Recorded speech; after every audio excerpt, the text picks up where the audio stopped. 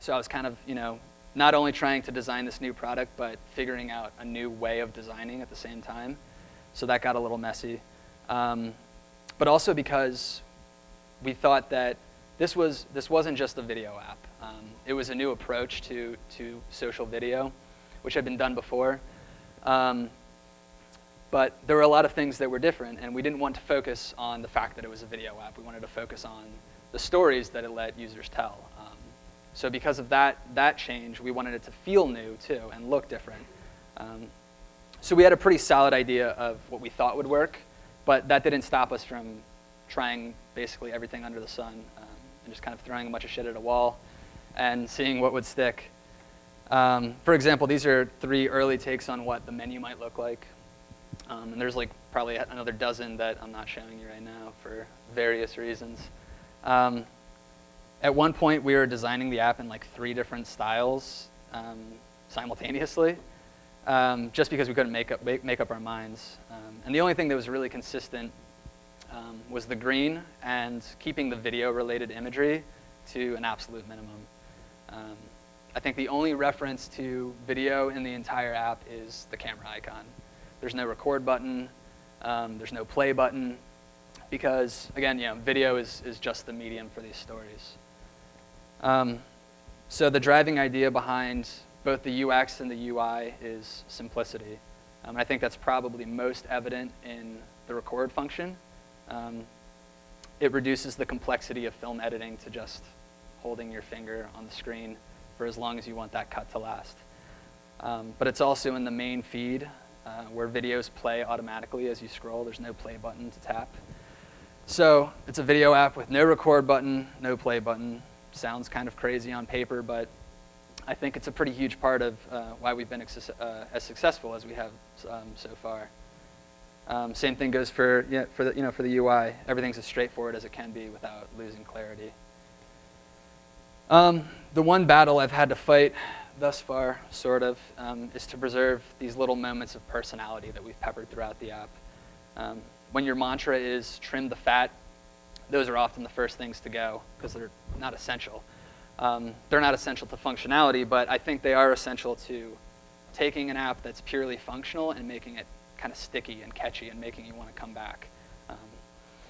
So I think we've been pretty good about straddling the line between boring and like overly cutesy, and staying aware of those things that make Vine catchy.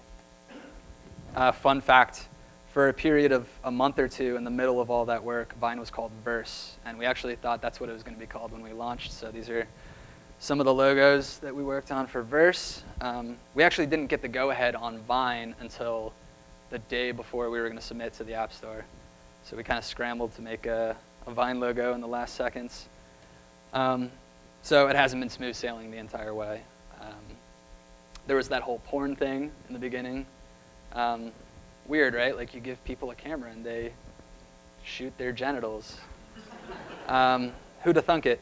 And it's been kind of hairy figuring out how to design in this new way in front of an extremely vocal audience of like 14 million people. So it's a little stressful. But that said, there's definitely been more good than bad. A few of the good things, watching ordinary people find this new way to express themselves and pushing the limits of what we thought Vine would be used for and what we thought it was capable of. Like there were a bunch of Vines last week made by protesters in Turkey that commandeered this bulldozer and were driving it around the city. So it's pretty cool to be part of a revolution, even if it's in some really small way. Another cool thing is we've been able to provide this stage to some pretty talented people who just didn't have an audience yet, and seeing them collaborate and discover their audience. Marlo Meekins, Keeley James, Jordan Burt, Rudy Mancuso, all these Vine celebrities that have kind of rocketed to stardom out of nowhere. 3, this one's probably pretty obvious, but seeing like celebrities use this thing you made, it's a huge ego boost. Like right when we launched, I tweeted a couple of my dream Vine users, and 2 of them were Chief Keef and David Lynch, and both of those guys are now using the app in pretty wildly different ways. Chief Keef almost got arrested because of a Vine he made. he was violating his probation in the Vine. So that's cool. Almost got a guy arrested. And I think the best thing, honestly, has been just proving to myself that I'm not just a print designer. I'm not just the guy who illustrates dogs. You know, I'm capable of standing up to just about any design challenge that you can throw at me. So now that you've seen how I kind of stumbled into this weird version of success, let me just tell you a few things that I feel like have contributed to that in some way. And honestly, these are almost as much reminders for myself as they are for you guys. Because I feel like giving advice is really easy, but taking your own advice, that's the hard part. It's really easy to be a hypocrite. So let me get up on my soapbox for a sec. Bite off more than you can chew. Now, there's this quote, Robert Heinlein. He says, "A human being should be able to change a diaper, plan an invasion, butcher a hog, con a ship, design a building, write a sonnet, balance accounts, build a wall, set a bone, comfort the dying, take orders, give orders, cooperate, act alone, solve equations, analyze a new problem, pitch manure, program a computer, cook a tasty meal, fight efficiently, die gallantly. Specialization is for insects." Now, I can't do all that stuff. I can't con a ship or even change a diaper. But I do think it's important to be an interested person and to push the limits of what you can do, whether it's going to a Dutch elementary school without speaking the language, or designing an iPhone app for the first time without speaking the language, or signing on to speak at a design conference in front of a bunch of really smart people. You know, I always want to do more than I think I'm capable of, and I always want to feel like I'm a rookie, because I think that's the most fun way to go about your life, and I think it's how you grow. And I haven't found my breaking point yet, so I'm going to keep pushing. My rule of thumb is, if it makes me nervous and it's not illegal, I'm probably on the right track. Sometimes if it's illegal. But 2 is zone out. There's a reason you have your best ideas in the shower. It's one of the few places we have left to be totally free of distraction. So if it's possible, I think you should extend that shower feeling to other areas of your life. Even if it's just, you know, riding the subway without listening to a podcast, or going for a run on the beach, you know, without your headphones in, or just lying down on the couch without flipping on the TV and just being with your thoughts and digesting this information overload. I think that's a really important part of not just the creative process, but of your life. It's really the only way to stay sane, you know, because we're constantly being assaulted by all this information, and if you don't digest it and process it at some point, you're going to go crazy. 3 is love the one you're with. This is a reaction to something that I've experienced a handful of times, and it's always something that kind of rubs me the wrong way. I've heard like a half dozen different, you know, really talented, charismatic, wildly successful designers get up on stage and tell a bunch of people, just do what you love and the money will follow. And that's a really nice message, I think, in a perfect world. But we don't live in a perfect world, and sometimes you can't do what you love because, you know, maybe the money won't follow, or maybe you're just not in a position to do what you love in the first place. So in the meantime, you got to play the cards you're dealt. So what I'm trying to say is, you know, there's always a way to make a crappy situation work out in your favor, whether it's learning something, getting to try out a new technique, getting a great portfolio piece out of it, like that post-university project. I just kind of embraced it, and it turned out in my favor. 4, don't put the pixels on a pedestal. Everyone gets into design for a different reason. Maybe you love album art, or in my case it was baseball cards, or book covers, or movie posters. There's always some entry point. I think you'd be hard-pressed to find somebody who gets into design because they love design. It's always something that design's been used for that they love in the first place. So I'd say don't lose sight of the fact that design is a tool. It's something to be used, not something to be admired. It's a means to an end. Like, the trappings of design are great. Like, it's fun to, you know, to drink coffee out of a Pantone coffee mug, or to name your dog Baskerville or whatever. But design's a thing to be used, so, you know, get out there and use it. 5, work easy. This one's pretty simple. Don't worship at the altar of hustle. Once you get over that initial hurdle of figuring out the basic mechanics of what you do for a living, it's okay to coast. Eliminate friction wherever possible. I find that I work best when I work as little as possible, because when I work too much, I start to resent the time I spend working. I just kind of stare longingly out the window like, what the hell am I doing? Pushing these shapes around a screen, like I should be out there exploring the world. But when I work as little as possible, it keeps me hungry, and I'm really effective the entire time I'm working. So relax. 6, inspiration is a crutch. We have more ways than ever to see what everybody else in the world is working on. So I think it's really important that we stay conscious of the fact that not only is it easy to maybe inadvertently rip someone off, but you got to stay aware of kind of the flattening of the design landscape in general. I think the world would be a much worse place, don't get me wrong, without the internet, but I think it might look more interesting. You see certain things pop up on mood boards and found in design inspiration all the time. Old school signs, lettering from grocery stores, logos from back in the day. The guys who made that stuff didn't assemble a collage of their inspirations before they got to work. They just got to work. And they weren't motivated by dribble likes or Tumblr reshares. They carried their inspirations in their brains and in their hearts, and they were motivated by a paycheck and a need to communicate some message as clearly as possible. So I think the wording here is probably a little strong. I'm not saying don't be inspired, but the point is diversify your bonds.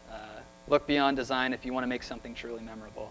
It's easy to see something pop up on Dribbble or whatever and do your take on that and call it a day, but that's never really satisfying. I'm always happiest when I'm making something that comes from my gut, not from a bookmark. Perspective beats style. Having a unique style, whether it's in web design or illustration or lettering, that's great. It'll probably land you, a really high-profile gig that pays a bunch of money, maybe even a bunch of them over the course of several years. But eventually, people get tired of everything. So I think what's more valuable than that is a unique perspective. That's never going to lose its value because it's flexible. It's the lens through which you view the world around you. And unlike some gimmicky style, it's appropriate for every client and every project. So yeah, be opinionated and don't be afraid to let that show in the work you make. Okay, I'm about to get a little high school yearbook on you guys. I'm going to quote Ralph Waldo Emerson.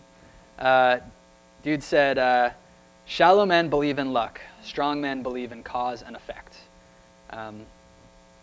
This is really for me. I think it's really easy to sometimes feel like you don't deserve your success, like somebody else would have done a better job, that you have no business being in the position you're in. I feel like that constantly. But unless mommy and daddy hooked you up with your latest gig, you got to remember that you made that luck. You're there for a reason. So, go out and show whoever gave you that chance that they were right to put their faith in you. And this is the last one, play. All that other stuff is great, but it's a lot to remember. So I read once, I used to be a golfer, that good golfers have a single swing thought.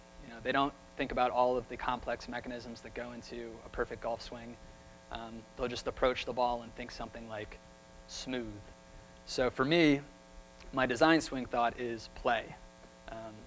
When I'm trying to push through some really complex problem and I feel like that solution's not going to come, the worst thing that I can do is force it.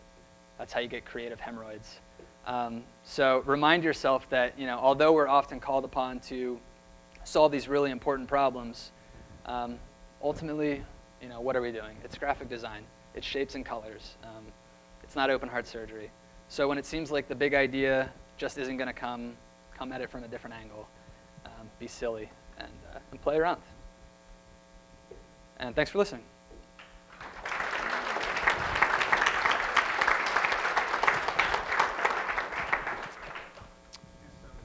Yeah, if you have any questions, I went to the little taco stand and bought these little plastic figurines called homies. So anybody that asks a question gets a free homie. Little plastic friend. So you have a question? Who wants a homie?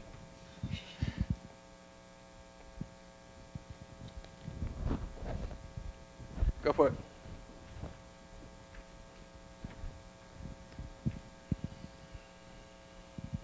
I was wondering with Vine, if there has been a lot of like pushback about the simplicity of the app and recording it, and if people like, I guess some people hating on it, loving it. Yeah, yeah, that's the tough part. You know, it's hard not to read the comments. So for every time I see, man, I love Vine. You know, it's really fun to use with my friends or whatever somebody's gonna say. There's probably a dozen times where you see Vine sucks, which can hurt. Yeah, as far as the simplicity part goes, people have definitely been requesting features that we feel like might not have a home in Vine, things that make it feel a little too pro.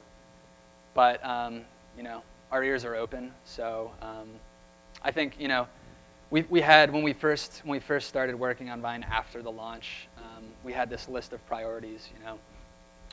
Things that we didn't get to launch with, but we wanted to eventually update the app with. Front-facing camera was one of them, but it was like number 3 on the list. And the overwhelming majority of people using the app were crying out for a front-facing camera. So we moved it up to the top, and you know, now teens are all over Vine because they can make selfies. So yeah. So there's, you know. There's a fine line between, like Netta said, between designing for your users and letting your users design. So, yeah, I think we have to be aware of that every day. Sure. You want a homie? No! Probably should have told you I was going to throw it. Yeah. First of all, props on, I don't know if you were responsible for it, but I fell in love with Vine right away just for the fact that your guys like web client has mute by default. that was a big discussion, but I think we made the right call. Yeah. But I guess what I wanted to ask is, you know, you showed us a lot of work up here that looked great, and almost every time you said yeah, and then this ended up getting completely scrapped. Yeah. Were you always just like, oh well, at least I learned Illustrator today, right. Or? Yeah, I think you know, I've definitely had stuff that's been made for real. But the one thing that's been great about working on a product as opposed to, you know, an illustration or whatever, or a brand, is just about everything I make winds up being used by somebody in some fashion. So yeah, it's you know, it's a little blow to your ego whenever something that you make gets thrown in the recycling bin. But I feel like I've kind of found a place where that doesn't happen as much. So that's been a huge pro about working on a product. Homie? It's coming.